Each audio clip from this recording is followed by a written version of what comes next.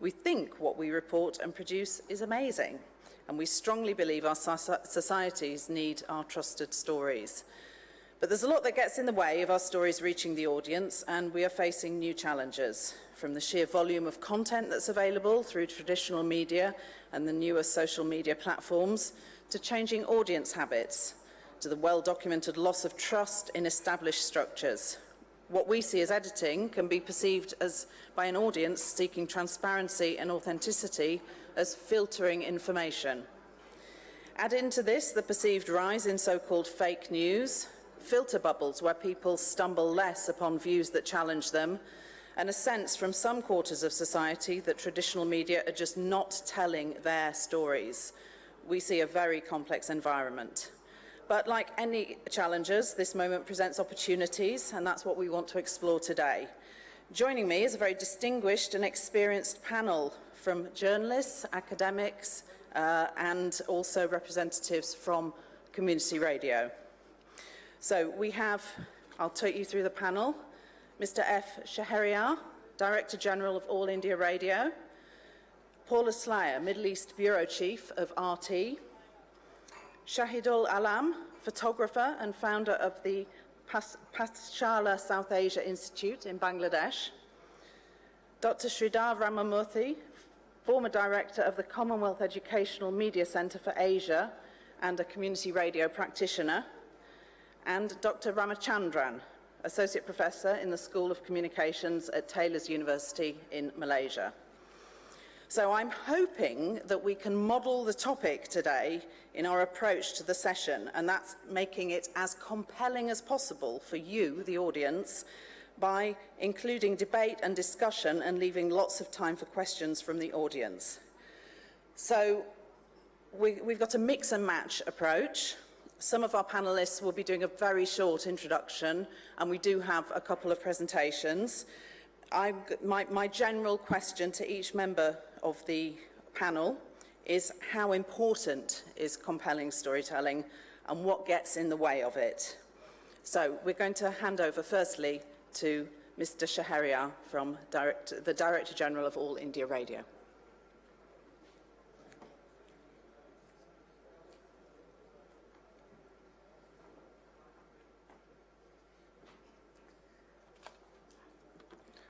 Thank you, Sarah Gibson. Thank you also for giving me a warning before this session that you'll be giving me a signal after 7th minute, so that I have to condense my presentation. I'll try to do that. When I was asked to speak on compelling stories, I immediately referred to the ancient religious philosophies of India,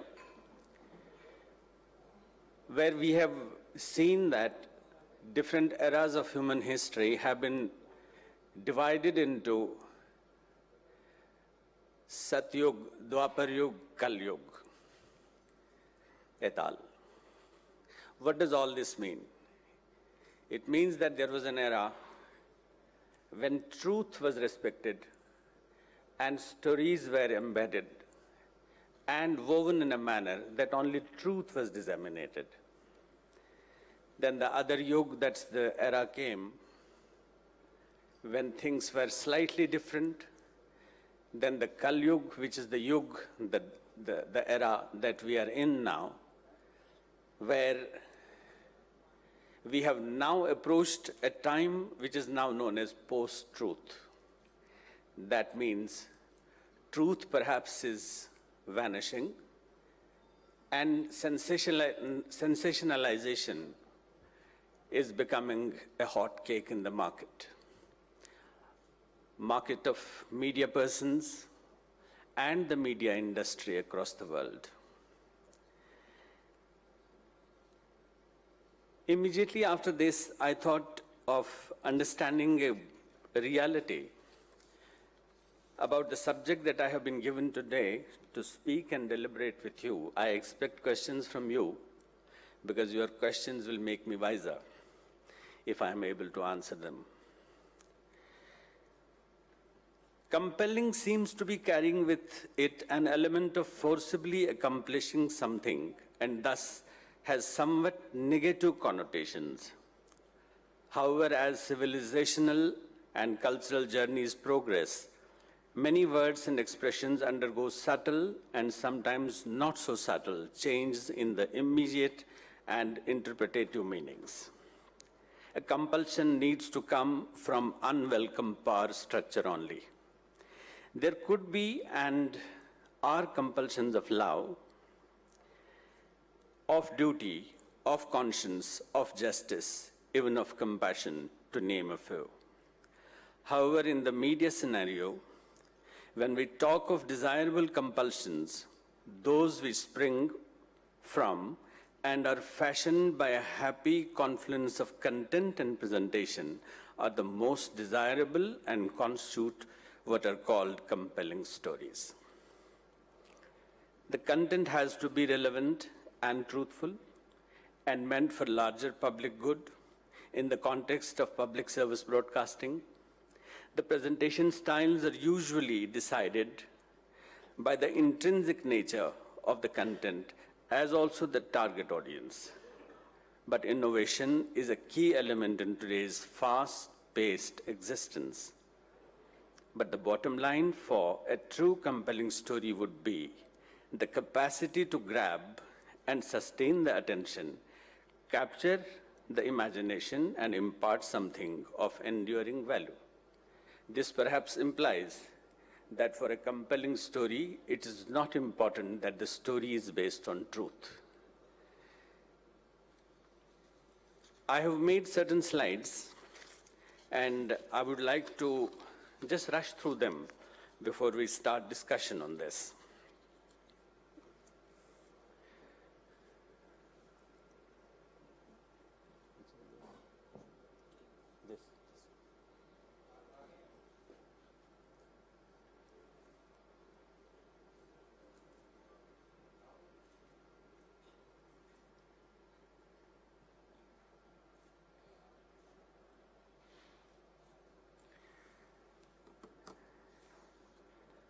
There is a difference between a public service broadcaster or a public radio or public television and a commercial radio and a commercial television.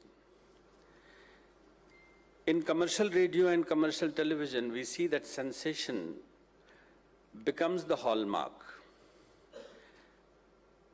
Though it is unwelcome, but for public service broadcasters, altruistic tendencies work much better. The Indian story about radio, all of you are aware, it is public service has always been an abiding theme of the stories told over All India Radio. Many compelling stories are regularly told. They are fictional and factual. Public service broadcasters have always been committed to set development and welfare narratives in the country. Era of digital media challenges to public broadcasters. George Monbiot wrote in The Guardian, "Those who tell the stories run the world." Today, in the age of internet, there are multiple digital platforms where millions of stories are created and consumed every day. Who tells the story now? Social media platforms are happy hunting grounds for stories to build and unbuild narratives. It's a double-edged sword while it has potential to democratize the news content by getting subaltern views, it can also manufacture and run false and motivated narratives. C.P. Snow, you must have seen and read, he said, "Comment is free, but facts are sacred." Infotainment is freely bouncing off satellites into homes with unfettered freedom. A viewer is baffled by this blitzkrieg and doesn't know what to trust. Does the alternate social media represent vox populi and carry greater conviction? Can the content that people at large tend to post on this platform with reckless abundance be ignored altogether? These are the questions, and I think at the end of the session, we need to pass a resolution as to what line is to be adopted, at least by public service broadcasters, because I understand most of us here, we are public service broadcasters, altruistic by our mandate and not hedonistic.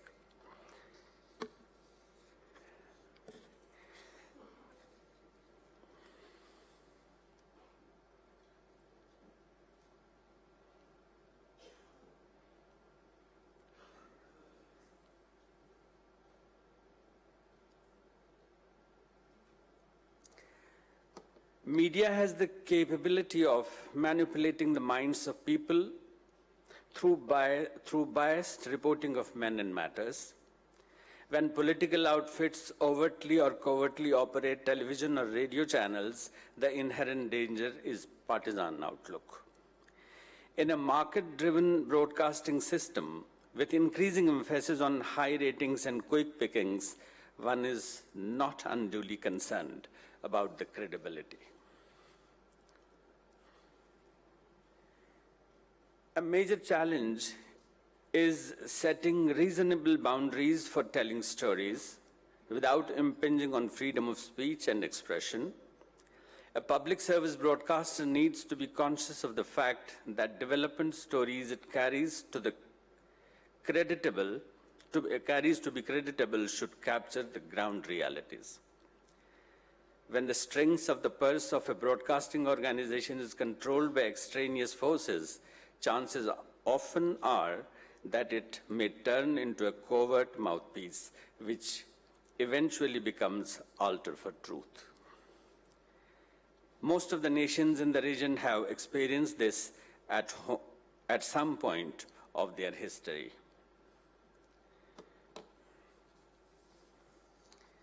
In democracies, coverage of the political theater is a major thrill for all forms of media. Audience look forward to coverage of events and analysis totally devoid of bias. Often in a TRP-driven situation, 24/7 television channels dish out sensational, uncorroborated, manufactured, and motivated content. I'm raising these points because we need to discuss them so that we arrive at a conclusion as to what do we do in the days ahead.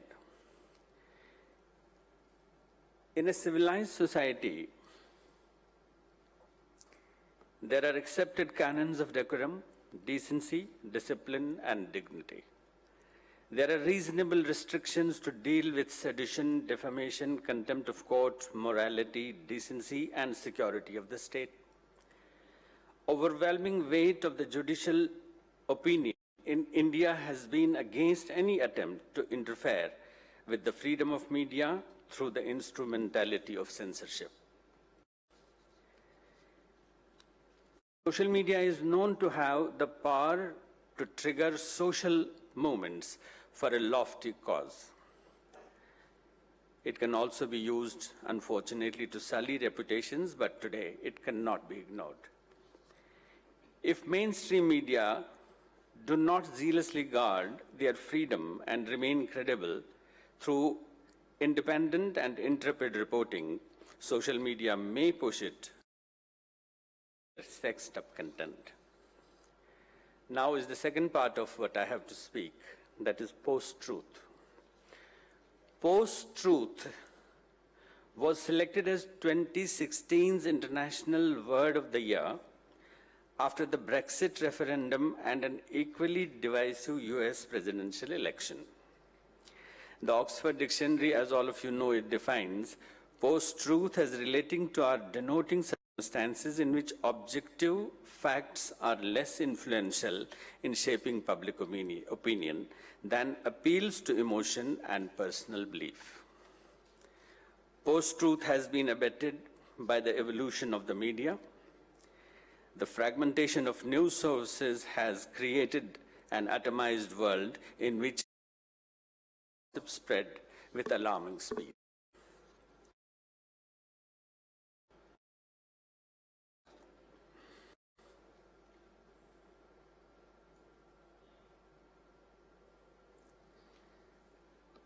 lies are widely shared online within a network. Post-truth media really is shifting the news agenda, and more subtly than it seems. The pursuit of fairness in reporting often creates a phony balance at the expense of truth. Post-truth challenges are more real than seen on rear-view mirror. Lack of trust in news has, in the past, been mainly a problem of dictatorship and unstable democracies.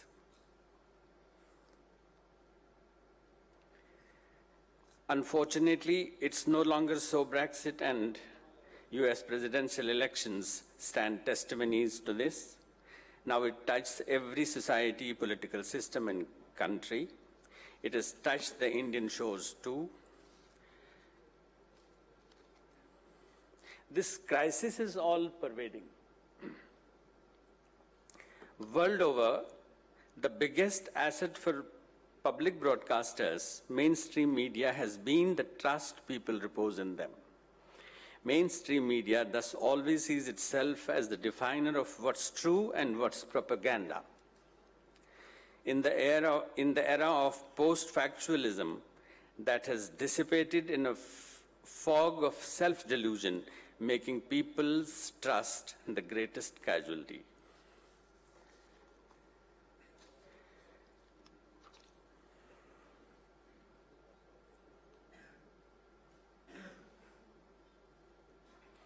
With its ever-increasing penetration, social media now plays a crucial role in winning the hearts and minds of voters in the region.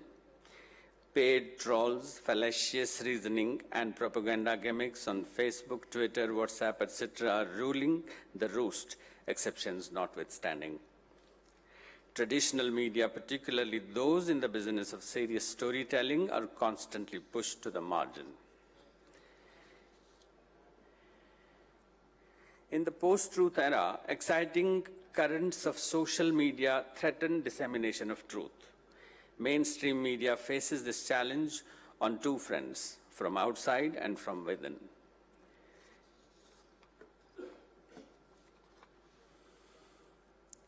How to overcome this crisis of faith? President Obama once observed, "Today's story ecosystem means everything is true and nothing is true," unquote. The biggest challenge it poses is to the public service broadcasters. This is very important. Loss of trust on public service broadcasting can create endemic problems of governance and delivery.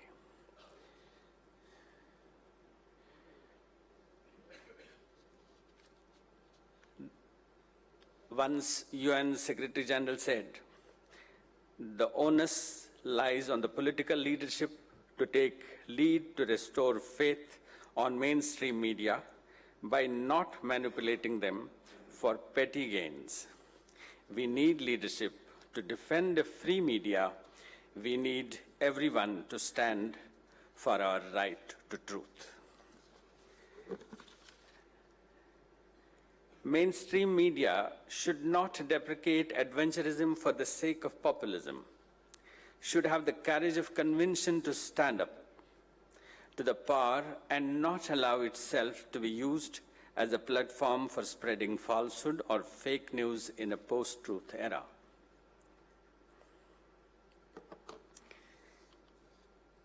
Myriad stories told, myriad more to tell, that would endure and continue to engage all forever. Thank you.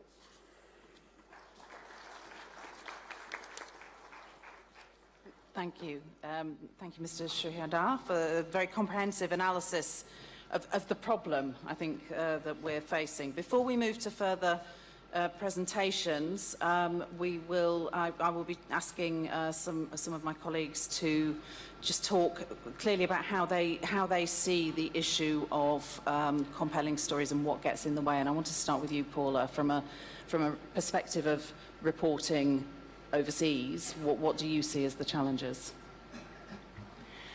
Thank you very much for having me here today. The last time I was in India was back in 2001. There was an earthquake, if you remember, in Gujarat, in Bhuj.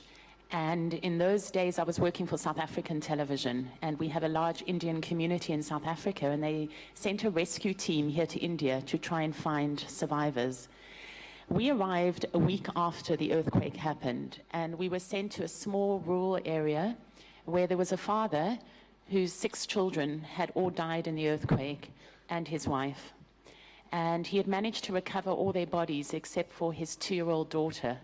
And when we arrived with the rescuers, he came to us with tears in his eyes, and he said, "It's really important for me to be able to set the spirit of my daughter free.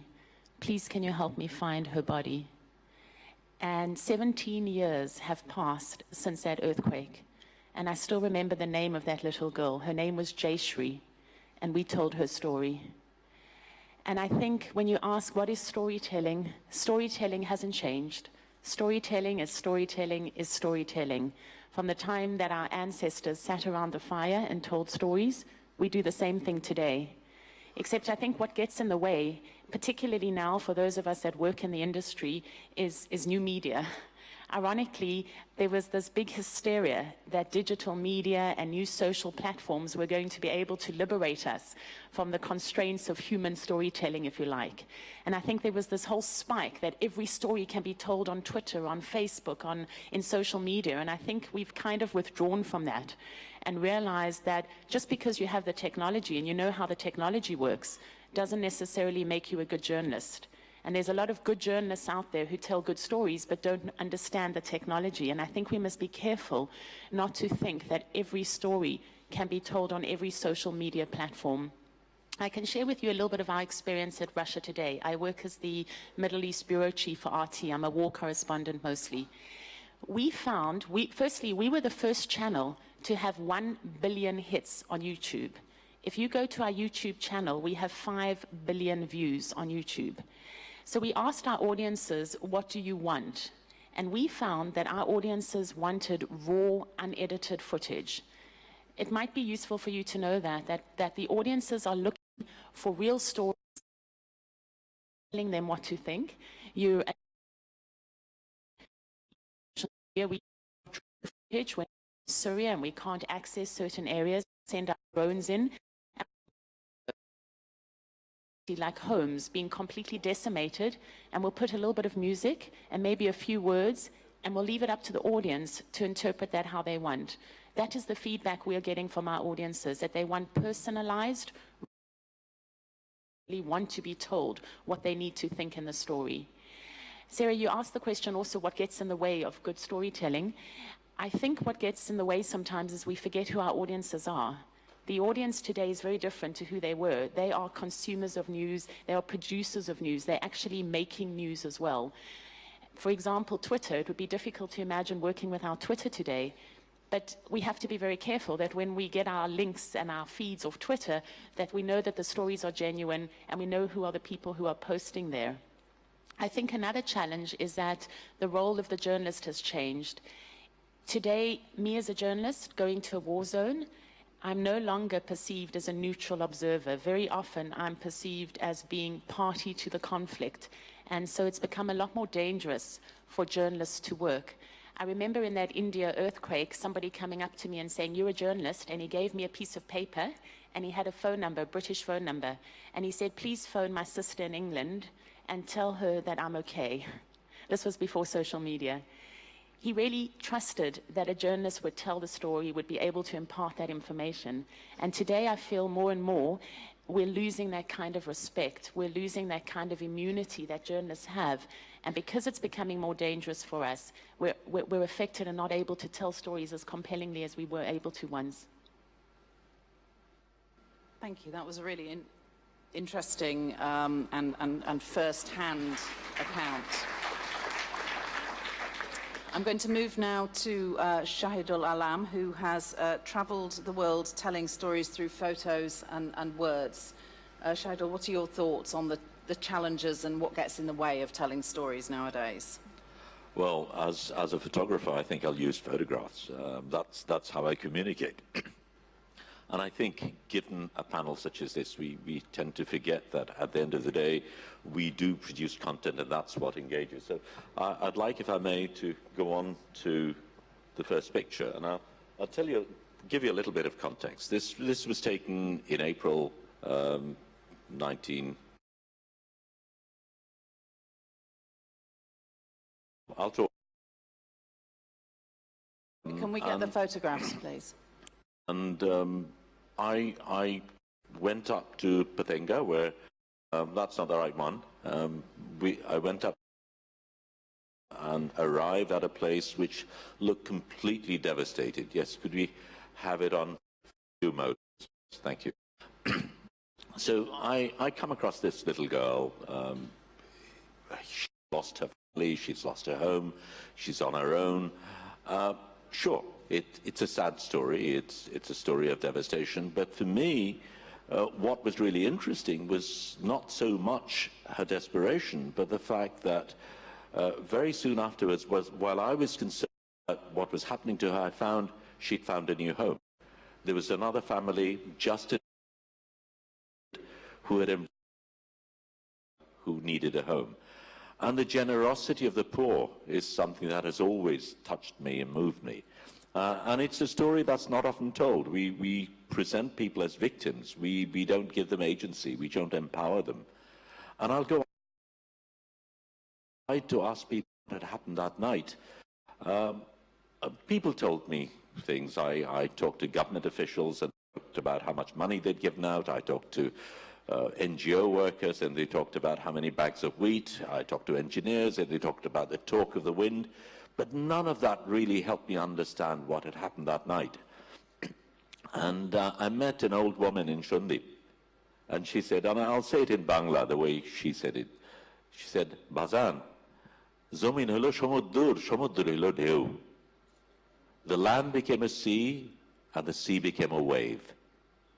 And suddenly, I knew what had happened that night. I could see the horror of that night in front of me. And often what we do is, as intermediaries, we give ourselves too much importance. And in a sense, it's very close to what Paula was saying. It's that unmediated engagement, the way that someone like this woman in Shundi could reach out and describe something which, in its raw beauty, is so powerful that we often forget to talk about. I'll move on to another picture, much more recent. This one is in Malaysia, taken very recently. It's can we move on to the next picture, please? This is a woman called Shahnaz. She's a migrant worker in Malaysia. And of course, there are many migrant workers. I mean, today, Bangladesh talks about how well it's doing. We forget the very people who've made our nation what it is. The farmer in the field, the migrant worker, the garment workers, they really are the backbone of our country. They're the ones who've given us this economic independence. But we tend to undermine them. So I talked to Shahnaz, and she's been a migrant worker for about 9 years. She's a single mother. She's left home, when she left, it was a 1-year-old kid. And she'd done well. Her son went to cadet college, which is pretty special for a working class woman in a country like Bangladesh. And she'd sent money back home. They'd bought some land.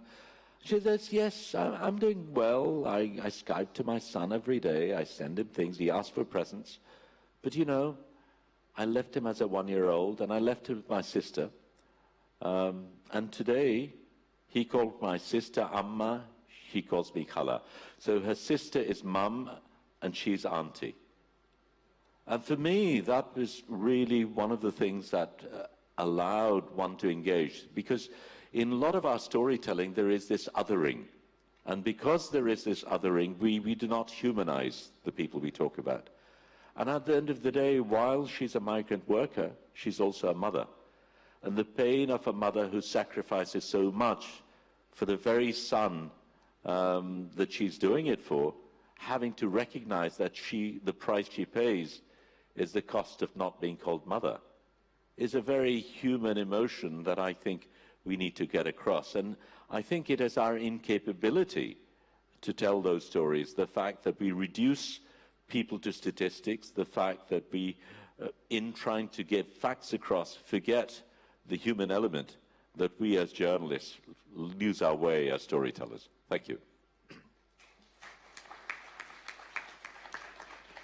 Thank you, Shahidul. That was a very timely reminder of the importance of human stories. It's very important and very moving images. We're going to move down the line now to Ming Kwok Lim, who's an advisor for communications and information with UNESCO. And I just wondered how UNESCO, slightly to the side of the world of journalism, sees the problems that of telling stories in today's society. Thank you very much, Sarah. And I'm very happy that I'm following Paula's intervention and Shahidul's intervention, because from the perspective of UNESCO, and also touching on what the two speakers have already said, there is something to be said about going back to the basics. I think we have touched a little bit on that, and it is understandable that in this age of communication technology and everybody chasing after the next new shiny app, that we get lost a little bit in the technology side of it and forget about the core of what we are doing, the telling of the human stories. And we are all vying for the diminishing attention span of your readers, of your audience, of your listeners and viewers. We have all heard the statistics, you know, year after year, the survey shows people no longer have the brand recognition of which company produced, which news outlet produced the news. They would simply say, I read it on Facebook. And less author has a say in it, because more and more the readers are forgetting or not knowing who wrote that article. And of course, there is the question of diminishing revenue. And when we have the combination of the loss of the brand, we have the combination of the loss of the connection between the author and the reader, plus the revenue loss. That combined to give us a sense of panic.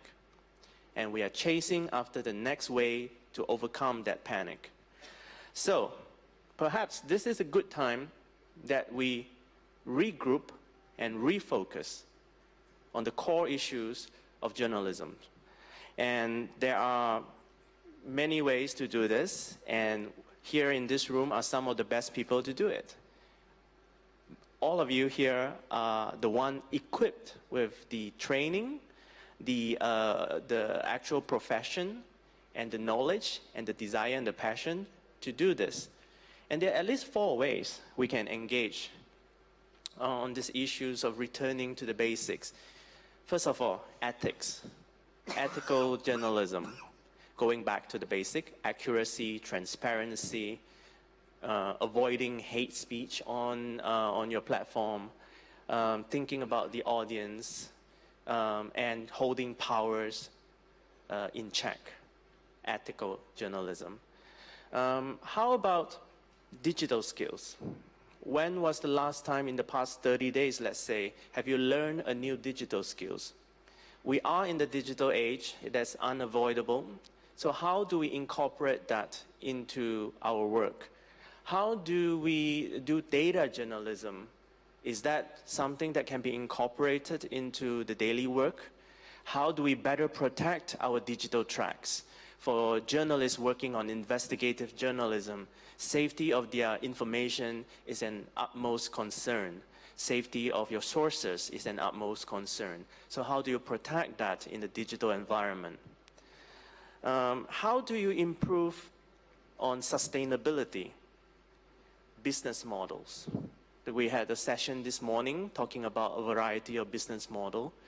There are different ways nowadays of funding. Traditional way of complete reliance on advertising is a thing of the past nowadays. As we heard, statistics again, Facebook and Google combined, they would take up more than 60% of the global internet advertising revenue.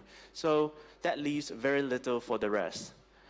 In some ways, this can be done also if the big technology company do invest a little bit more, but that is still not happening. And engagement, this is where the trust comes back in. How do we engage the readers, the viewers, the audience? How do we gain the trust back? How do they know that you will be giving the best information, the correct information? We may need to think about more audience engagement, not just from a perspective of selling advertising slots, but truly engage them and letting them know what is the role of journalism. Because we might think that we all know what is journalist and what is a news, but for those who are really practicing public interest journalism, I think there is a sense that we are missing a little bit the connection between the people who produce the news and the people who consume the news. So that connection, I think, needs to be rebuilt. And these 4 areas are, I think, some of the areas that we can take on in order to go back to the basic and linking to what the fellow speakers have just pointed out just now. Thank you, Sarah. Thank you very much. And yes, very, very much kind of forefront of mind and a reminder to us all around putting the audience at the forefront of the stories we tell. And somebody who's very close to the audience in community radio is Dr. Sridhar Ramamurthy, a former director of the Commonwealth Educational Media Centre for Asia and a community radio practitioner. How does this, talk us through how this affects the community radio sector? Thank you.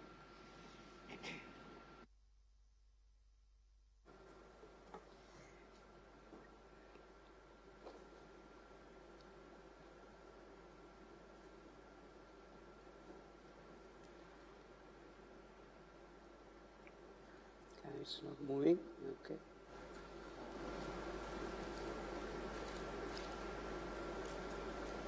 Okay. Thank you very much. I don't want to take much of your time. At last, the community got a chance to talk. We had bureaucrats, we had politicians, we had commercial people talking about GDPs, advertisement revenue, sustainability, and at least the community has got a chance to speak.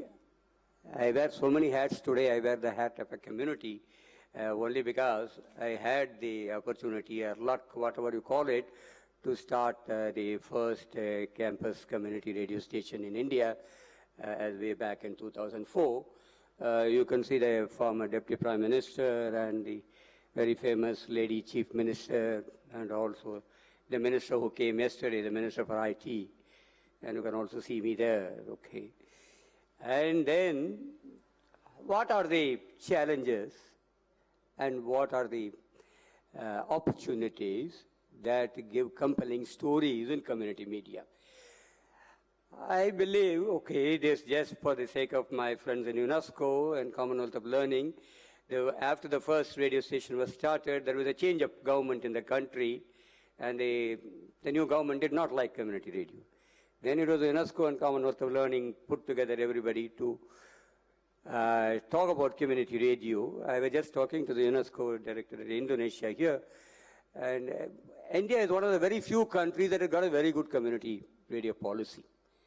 In Southeast Asia, there are not many. Of course, Bangladesh followed India. After that, you see, the worst thing that has happened in Southeast Asia was the tsunami of 2004. That has given rebirth to the community radio movement in this country.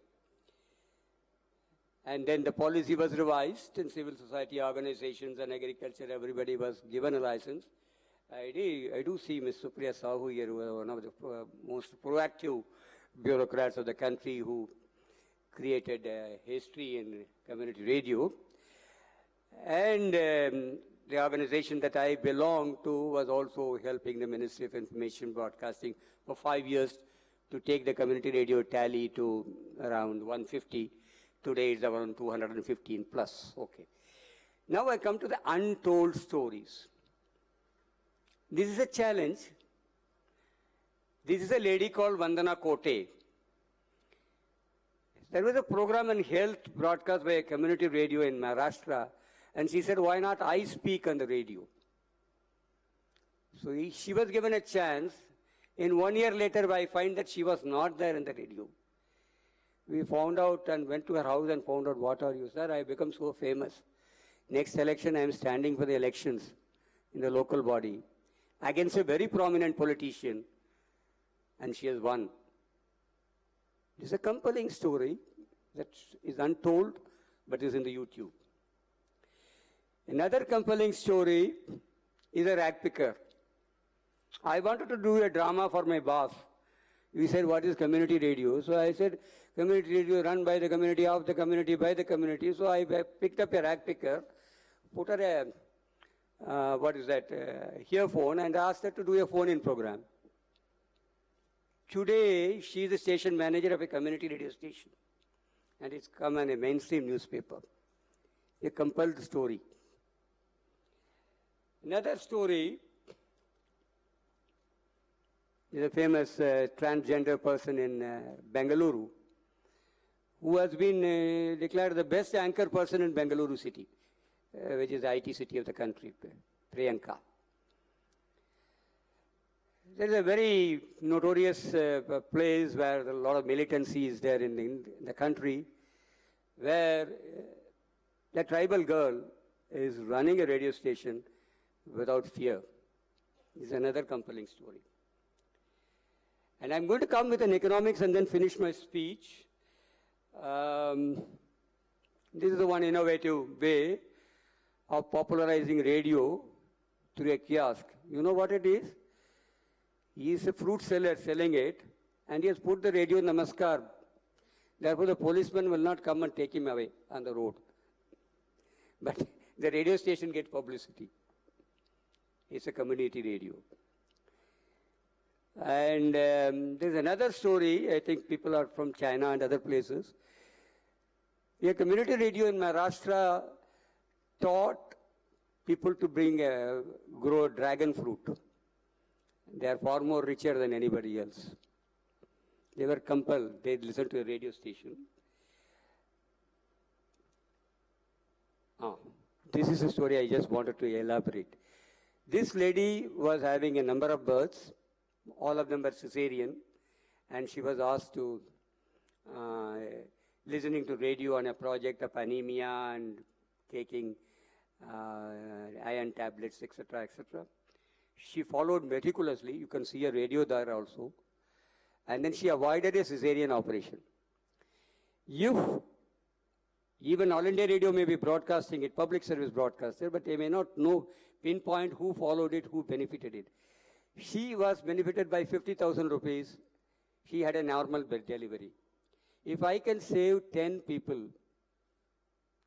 to have a normal delivery, the whole cost of running a community radio station is there, 500,000 rupees per year. So this compelled link stories and community radio is to be linked with economic prosperity of the person. And this community radio alone can do it, not a commercial broadcaster, like a public broadcaster. They talk in numbers, but where we talk in quality beneficiaries. And I hope these are tribals in Nilgiris. Madam Supriya Sahu must be knowing it. They were there are only a few thousands of them. They are so traditional. They are holding a microphone and they are getting empowered. This is a story very nearby in Delhi, where there is a particular group which is against immunization, and the radio station helped to create an immunization campaign.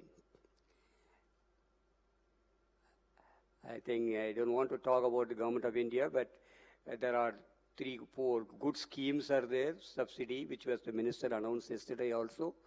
They have lots of other ways by which community radio is encouraged here. Advertisement support is given. And we had a lot of workshops, sammelans, bringing all the community radios together. We organized it here. That was a In Bangladesh rules and regulations, if you see, almost 70–80% was from other Indian rules, and then they have improved on it. Bazlur is here. And what we need today is a training. People does not know the difference between public service, commercial, and community broadcasting. We need training institution. And the hope, one of the co-hosts here, Indian Institute of Mass Communication, has set up a community radio empowerment center. I think if it is start functioning well, that's a hope and a wish that empowerment center should serve the Southeast Asia as well. And I welcome all the delegates of this conference to visit any one of our 215 community radio stations and then ask us questions. Then we will talk about our problems. Thank you very much.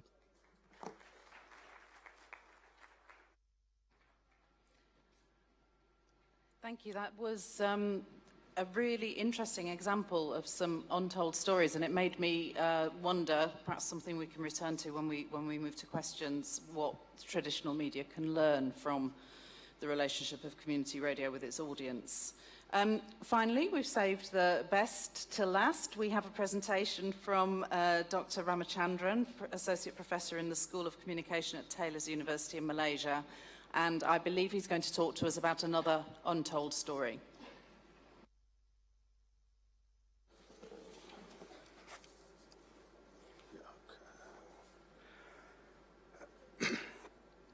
Salam Bahagia, I bring greetings from Malaysia and my fellow speakers, Chairman Ms. Sarah Gibson, and my great audience today. My story is a case study about the deprivation of essential energy, electricity to villages where authorities and the media chose to look the other way. And technology has become the solution that leverages new forms of storytelling that eventually empowered the masses.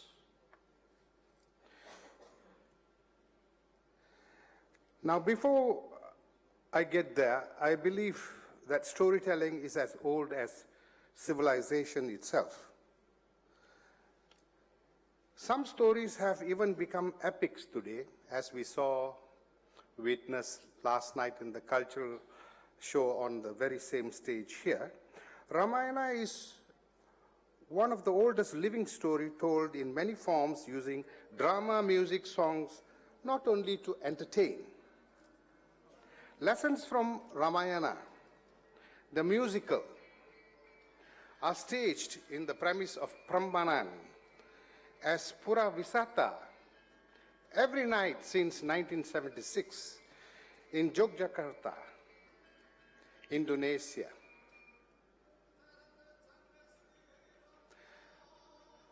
The bow that you see Rama is carrying is his instrument, significant to the story.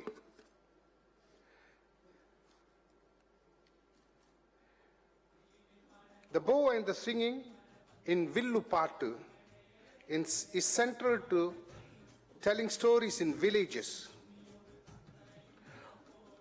What was once confined to a stage has also found its digital form of expression in films today, blending message in drama and music.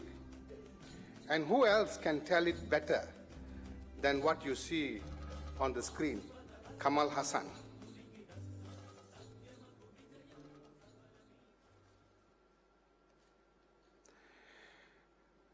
In the recently concluded Annual Media Research 2018, jointly conducted by the University of Taylor's and AIBD, we found, apart from the fact that new media technology enhances storytelling, Asian broadcasters used drama and songs as their popular pathway of impacting their audience.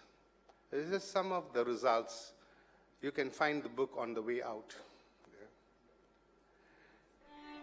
Getting back to my story, after 60 years of independence, and we even claim that the tallest twin towers in the world are in Malaysia, we still have villages with no electricity. Now, just 1 year ago, in this very AMS, we talked about SDGs, and the 7th SDG, Strategic Development, which the government promises to the people, essential to human sustenance, was not there in these 3 villages that I'm talking about. In my case, people of 3 villages here in northern Peninsula Malaysia, by the side of a huge lake, at the foothills of the mountains bordering Thailand, they abandoned their homes for years because they could not stay there anymore. Only recently did they decide to come back. As you can see from this map here, the nearest town is 15 kilometers away, and the nearest highway passing by is 5 kilometers away. The villages applied many times to the authorities for electricity. The media again chose to look the other way. The media was not interested in carrying their story. In times like this, as we hear from many other stories of yesteryears, there will always be somebody on horsebacks, a well-endowed man, this man, a modern time savior, came by, realizing that communication technology is galvanizing mass communication to reach greater audience. 3 of his children, this good-hearted man, all their children were mass communication graduates, planned it big, so big to get the story of no electricity out to the capital using social media technology. And what did they do? They invited 100,000 people for a 24 hours Idul Fitri Hari Raya musical and entertainment feast. The people came wandering with their families, the young and old in large numbers, wanting to know, what is this big story about? What is there in this big story? The family paid, the well-endowed man paid for what technology can buy. They bought the Astro OB-WAN, or rather they hired the Astro OB-WAN for a multimedia coverage to be uploaded to YouTube and 24 hours streaming in Facebook. But of course, they also brought in the generators who supplied 3-phase electricity for the event. Next, to upload, you needed connectivity. As you can see from the picture, that's the area of the event. Maxis was roped in to temporarily build towers to set up. Working through the night, coverage was pushed up to the level, sorry, that detail is very small, pushed up to 3G. Yes, this is before the coverage and after the coverage, 3G coverage. The pathways were jammed because there was an overload, but streaming continued for 24 hours from 8 a.m. to 8 a.m. the next day throughout the night. You may think that it was crazy. The storyteller, a royal descendant, arrived in his usual pomp and festivities, prepping the crowd on his way. 24 hours of entertainment started to be uploaded. Calls started coming in. By then, it was too late. The crowd had already been given with free SIM cards in the thousands to be uploaded, to upload their stories throughout the event. until the marketing company ran out of SIM cards. Ghazals, the story was blended with ghazal music and the story of the people's plight, what they wanted, the message to get out and to be heard by the people who should hear it again and again using social media technology, by the people who were affected the most. As you can see the crowd there. There were immediate promises from the higher up. When pictures like this got onto the Facebook, then will electricity come to the village any sooner? Well, electricity did not come, but the elections came. When the elections came, and the elections just concluded 2 days ago, did the incumbent win? Well, that is not part of my story.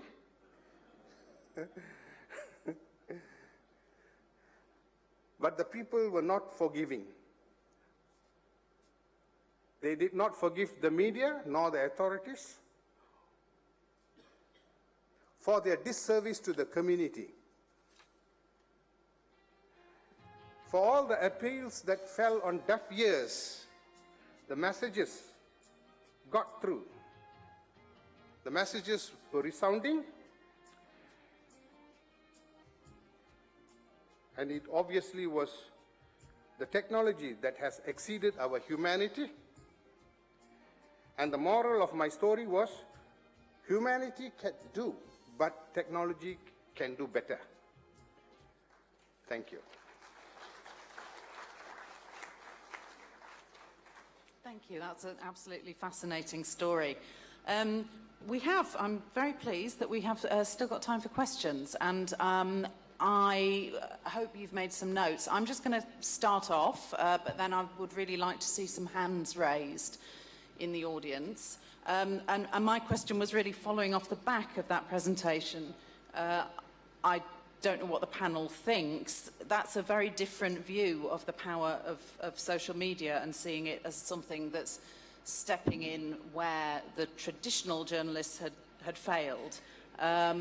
Is there something that we should all be learning from social media rather than seeing it as an intrusion or a source of fake news? Is it a positive or is it a negative? Do you want to start? There has to be a line of demarcation between conventional broadcasting and the social media. Times have proved that the content on social media is totally at variance with content that we disseminate through terrestrial modes of dissemination. Now, the handling of two media, the content of the two media platforms, and that is also very different. And the audience also is different. Social media has its set of audience, and terrestrial broadcasting or conventional broadcasting has an audience which is different from that.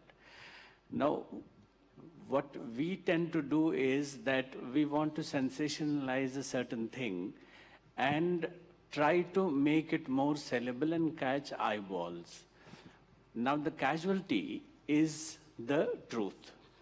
Today's session is basically aimed at post-truth and the compelling stories.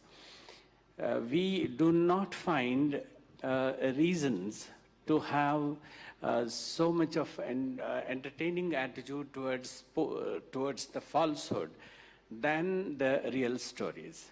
Now, market-driven societies have created media units, media platforms.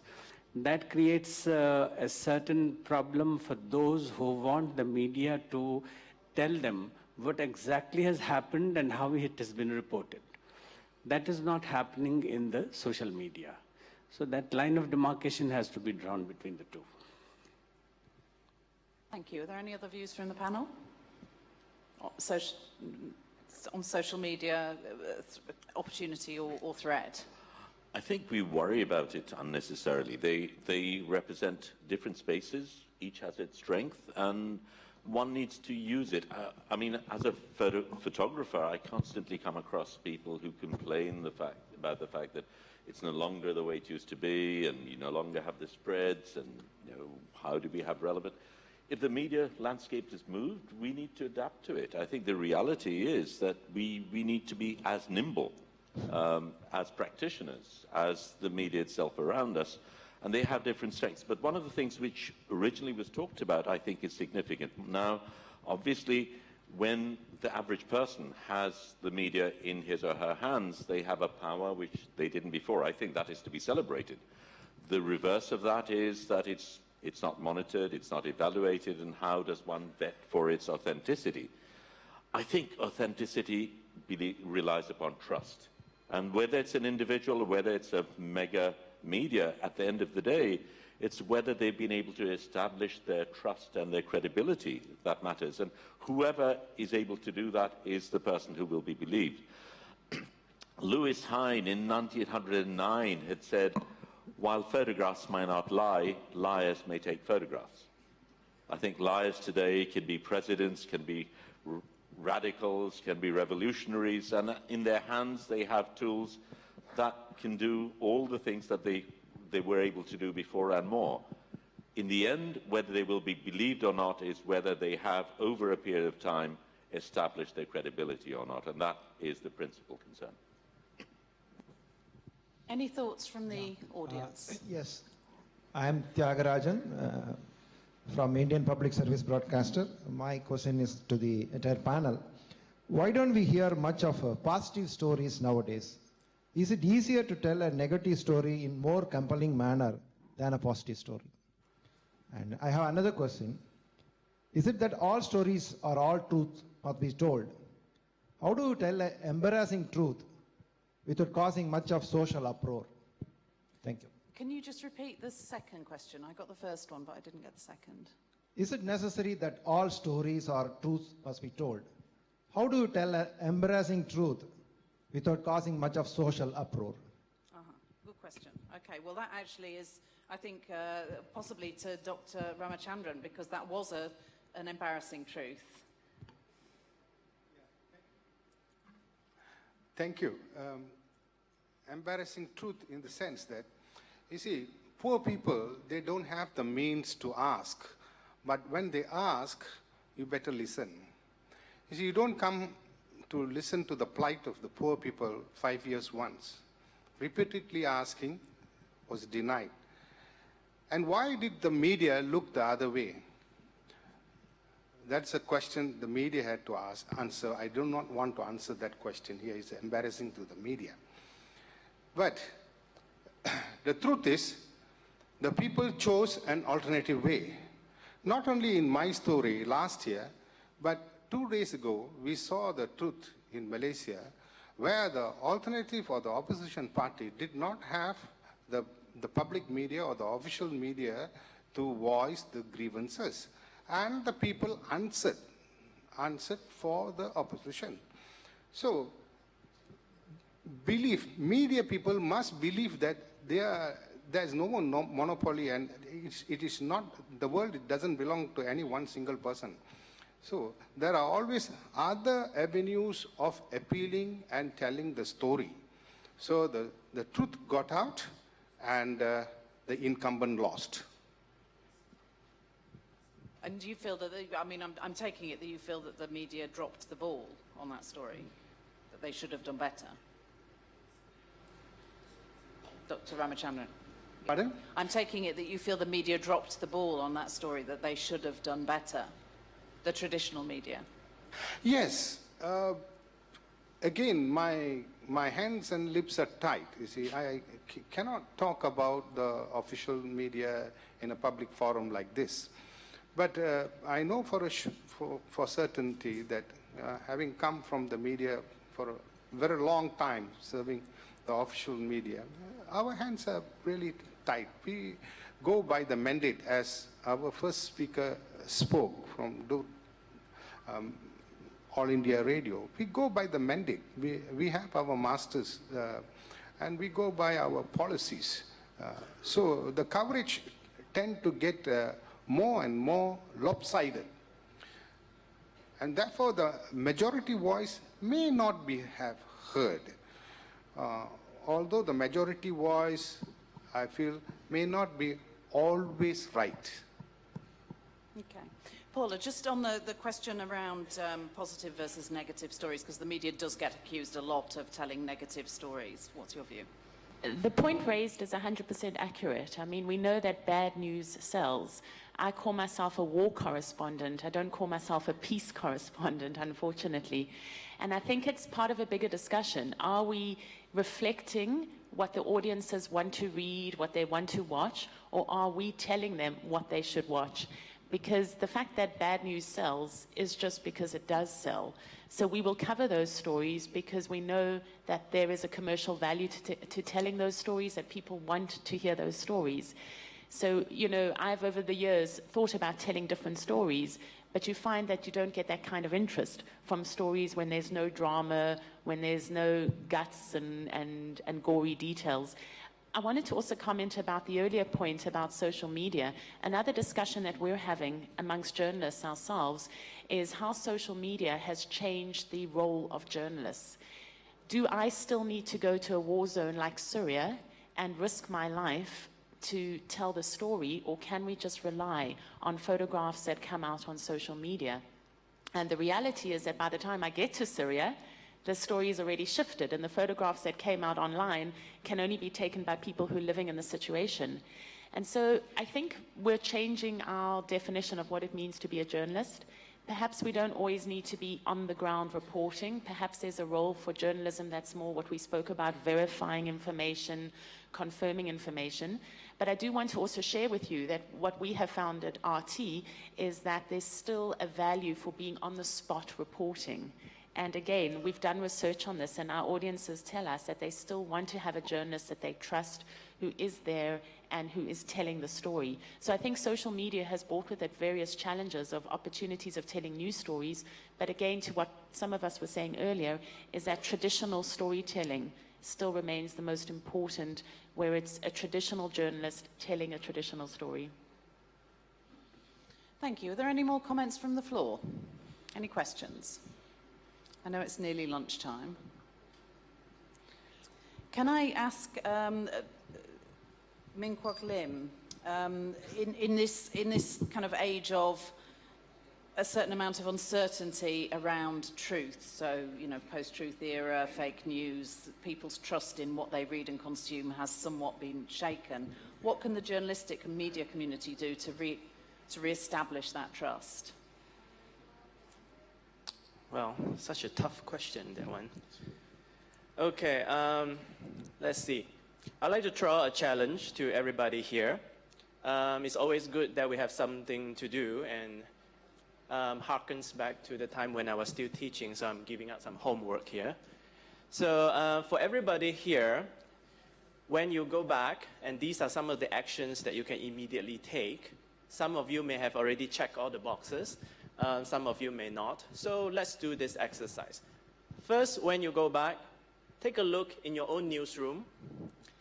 If the newsroom has a code of ethics display, is it easily accessible by each and every one of you? Does the code of ethics include gender-sensitive component on it? 2, does your newsroom or yourself have a safety protocol? And this relates to what Paula was talking about, the danger of news reporting. But danger comes in different forms. And let's be frank about this. Sexual harassment happens in and outside of the newsroom. So does your newsroom has that kind of protocol in place? Places with war situation, or you are going to cover war situation, naturally requires different types of safety protocols. But if you are covering post-disaster situation, a typhoon, let's say, then it's a different situation. So does your newsroom have that kind of policy? Do you have insurance coverage? Third, do you have, or does your organization have an engagement policy with your audience? If not, why? If yes, is there any good examples that we can learn from that? Are you engaging the audience, engaging the journalism students, for example? or engaging the civil society. Often we heard from the civil society that we can't get information out or in. So 3 things. Whether you have the code of ethics well displayed in your newsroom. Second, do you have a safety protocol? Third, do you have an audience engagement plan? So some of the things that we can go back and immediately double check whether it is in place or not. And that's in the same vein as going back to basics, isn't it? Question from the audience here. Can you wait for the mic?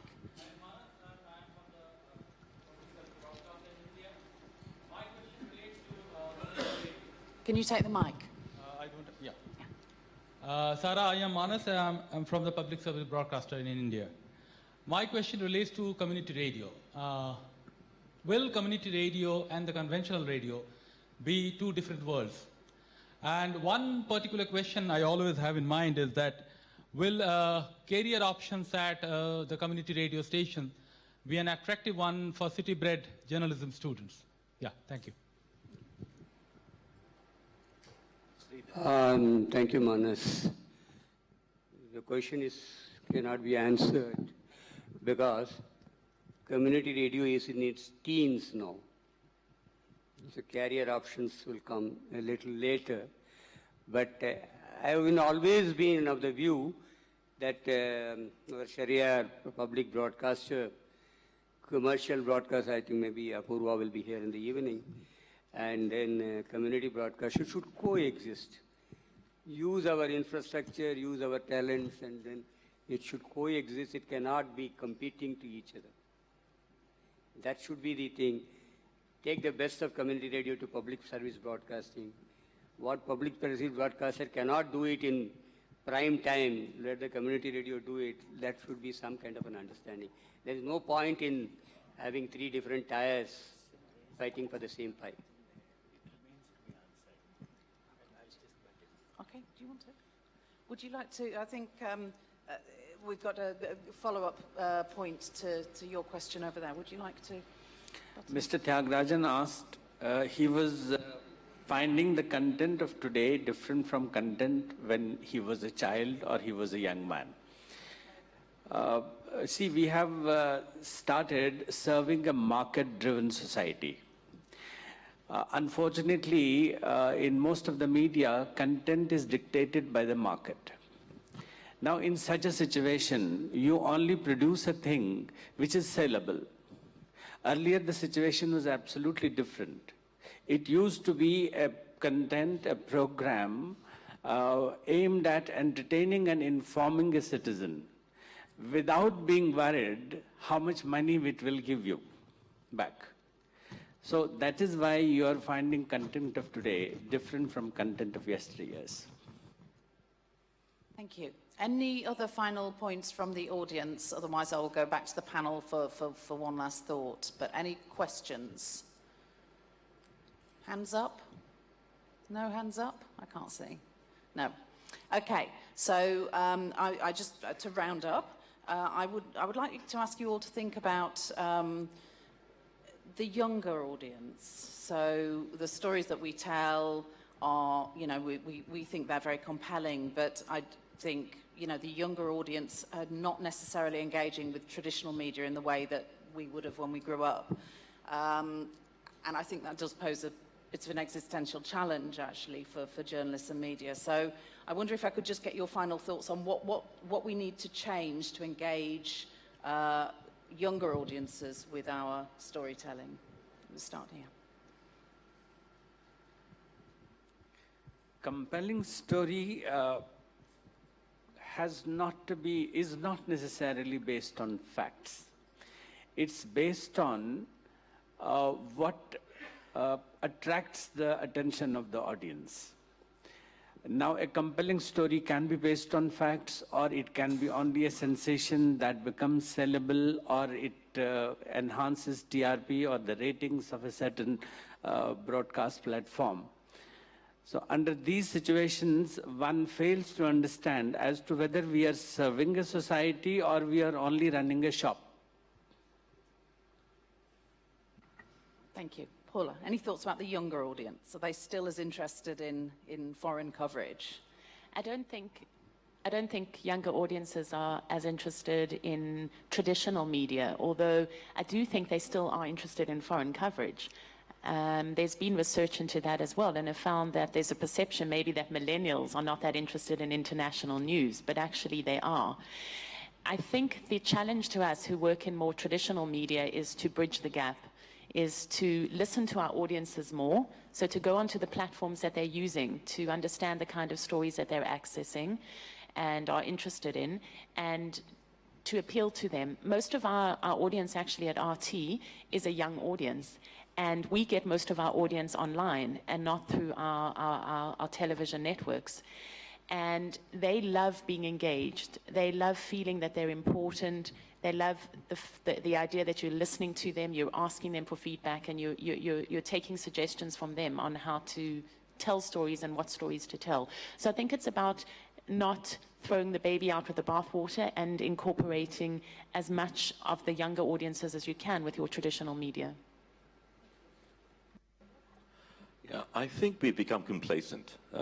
We've gotten away with things for a very long time and developed bad habits. Traditional audiences did not have a choice. Younger audiences do. And because they do, they will go away they think they'd like to go. And I think we need to respond to that. We need to ensure that our work actually reaches out. They have shorter attention spans, but they also have curiosity. And I think we need to play on that. And I'd like to come back to what the original questionnaire had brought up, in terms of positive stories not having as much mileage. Sure, as news, if it bleeds, it leads is something that we know in the media.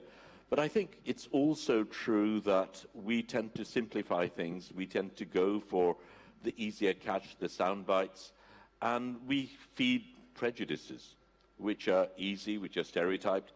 Positive stories are often softer stories. Longer-term stories require a greater engagement and a more complex way of dealing with it in order to be able to package it in a way which is still attractive. And that requires work. And we haven't done that. We've become lazy. And I think one of the good things that has happened, because younger audiences are fickle in our terms, is that they have forced us to rethink our strategy and ensure that we stay relevant. The big difference is there is now an audience that wants its own voice, that wants to be empowered, that wants to have a say. And it's about time media, traditional media at least, responded to that.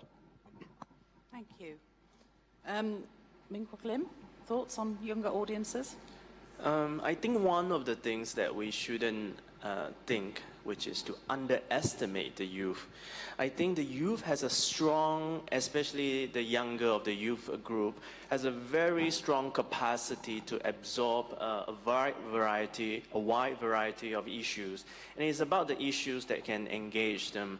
There's a study that have said that the digital natives nowadays, well, because they are used to the technology, they are able to absorb a lot more and a lot faster. So it is actually the older generation that couldn't keep up with them, not the other way around. And we shouldn't underestimate them, that we think that we need to dumb down the materials, that we need to make them less long or less complex. They can take the complexity of it. But just to mirror what Shahidul have said, it is our job to package it in a more attractive way. But the issue is still an attractive issue, and they will engage on the topic. And it is not just because it's an international issue that they are not interested. They are only interested about what's happening in their local context. That's not true. They are capable of absorbing a complex matter, complex issues, and they're willing to engage on it. Okay, thank you. Just 1 second before I carry on down the table. I've got somebody with their hand up over here. Good afternoon, everybody. I'm from India's public service broadcaster, and I'm very new to the profession. It's just been 3 years, but I won't say it on behalf of the younger audience, but I do consider myself young comparatively. My question is are we not stereotyping the younger audience, saying that, yes, they would not comply with what was the traditional media or the platform, and they are all into social media and all the buzz which is happening, whatever is happening is, so we are kind of restructuring ourselves in terms or pertaining to the needs of the younger audience. But being a younger audience myself and into the broadcaster and future of broadcasting as I see it, I would be interested in what traditional media was, what was the content of it. So if I am a parent, I'm a senior buddy and senior person in my family, and I have a younger child at home, would I just give in to his whims and fancies? Okay, so you are wanting a pizza or a burger and I do not agree. So I just mend myself according to the needs of the younger one, or I just groom and expose to what was old and what was traditional and eternal. So, sadly, I get the feeling that we're running out of time. No? Uh-huh. This is for all those who want to go for Friday prayers. There's a bus waiting at the lobby. If there are some of you who want to go for Friday prayers, they're leaving just now, so I'm sorry. Okay, all right. I still think we probably haven't got the time to go into answer that question in the depth that it would deserve, and I hope we're not stereotyping. I think actually, if you, the organisation that I worked for until recently, can just see that it's losing, it's not engaging with the younger audience. So that is a threat, I guess, to the traditional media. But it's interesting what the colleagues have talked about. Actually, they are very much interested and keen, and we shouldn't be dumbing down coverage. So I think, but we can certainly talk about it more in the break. Let's finish the final thoughts. Thank you.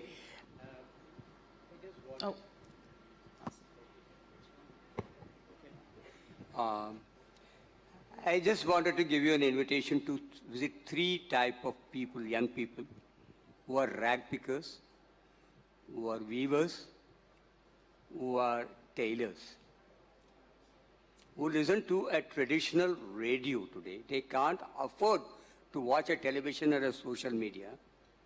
They can't afford to have a playlist on their cell phone. They listen to a radio. And if the radio compels him to listen to increase his productivity, to increase his value. There are examples today. So as the younger colleague says, why are we stereotyping it? I can show you in Delhi today, youngsters, 18 years, 20 years, who are rag pickers, who listen to a radio if it is going to give them a little more, $1 or 1 penny more by listening to the program. So we can also think of that instead of making them spend, we can make them earn also. Thank you. And Dr. Ramachandran, final thoughts? Yeah, thank you. Compelling story, I believe that it is the distance between the teller and the audience. So this distance between the teller and the audience is made relative and real with the entry of new media. New media with its novelties, its urgencies, and its capacities had gapped the deficiency, or I wouldn't say deficiency, what traditional media could not do in today's environment. New media has filled in that gap. And coming back, that is the distance that has been narrowed by new media.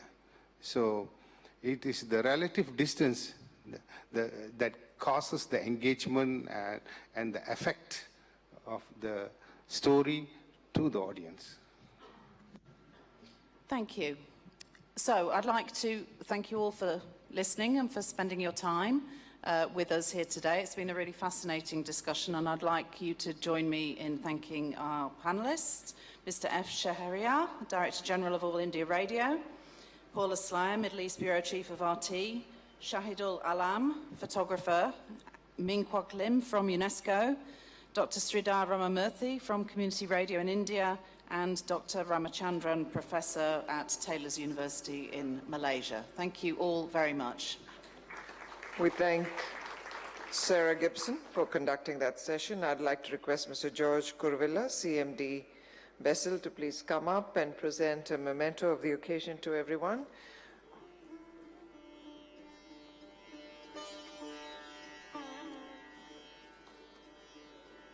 Madam Sarah Gibson.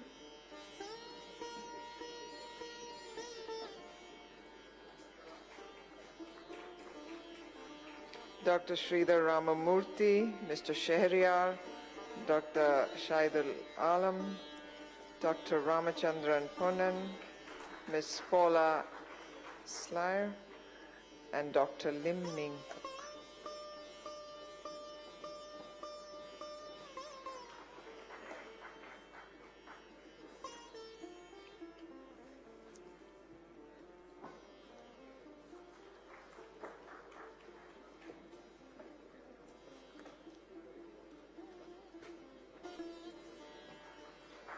And before all of you leave the dais, may I request you to come to the front of the dais for a quick group photograph of the panel.